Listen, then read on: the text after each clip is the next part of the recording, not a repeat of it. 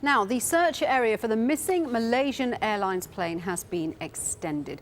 57 ships and 48 aircraft are involved in the search area, which already covers the South China Sea and the Malacca Straits and parts of the Andaman Sea here. Now, the search areas are being expanded further into the Indian Ocean and the South China Sea.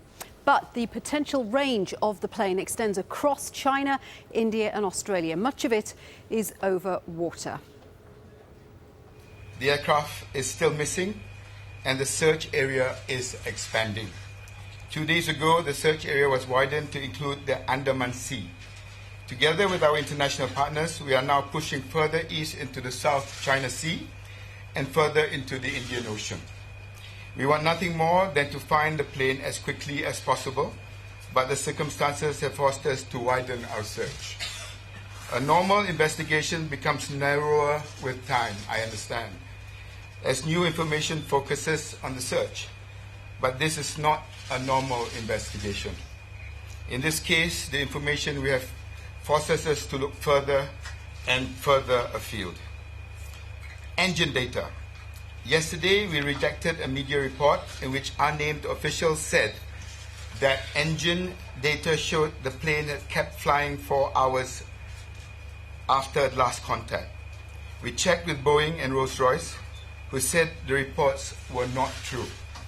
Well, Scott Heidler joins us now live from Kuala Lumpur. And Scott, every day there seems to be new leads. Every day they get knocked down. The Malaysian minister now saying that these reports that the plane was deliberately flown off course are not true.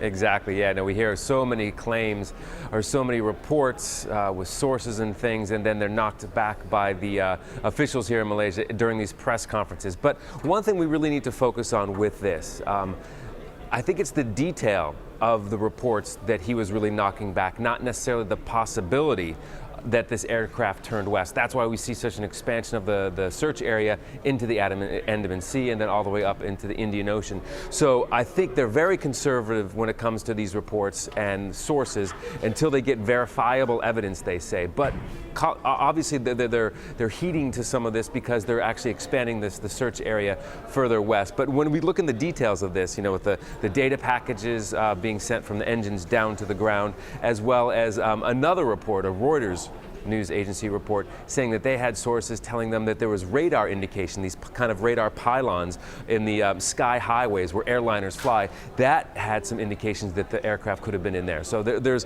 a body of evidence, if you will, not verified. That's why they're not going to comment on here. But obviously they're heeding it because they're expanding the search area over to that side. Yeah, and as far as that search goes, it's expanding immensely. What kind of assets are involved now in the search?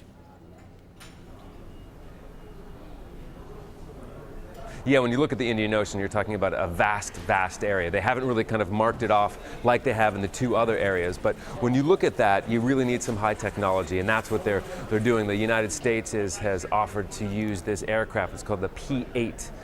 Poseidon, and this is one of the most, if not the most, sophisticated surveillance aircraft in the air. So they're deploying that. That's going to start tomorrow morning, on Saturday morning. Also, a U.S. destroyer is on the way over there, and right now it's actually in the Strait of Malacca. It's probably going to go further north. The Indian Navy has also dedicated a couple of vessels that they'll put out on the water, and they also have one of these P-8s. They're deciding whether that's going to be employed as well. But again, the most sophisticated technology you can have out there and doing sea search and rescue operations is going to be there. But again, it's such a vast area, and again, with these little clues, they really don't know where to start. That's why they have such a big blanket, if you will.